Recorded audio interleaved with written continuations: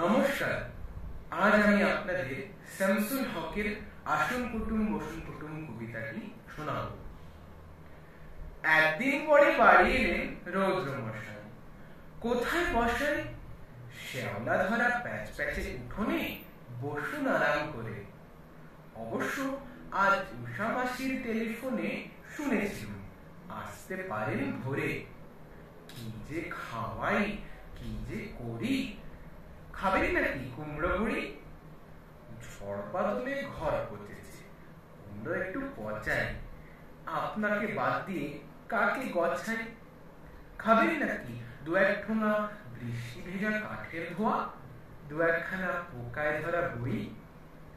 দুষ্টু কাকটা একটু ঘুমো, আচার দেব দু এক চুমো, আছে তো অল্পই। কি খাওয়ালুম, কি মাখালুম, এক্কেবারে যাবার আগে আশীর্বাদটা করে যাবেন, যেন শুকোয় টুটুল মনির কাঁথা। নমস্কার।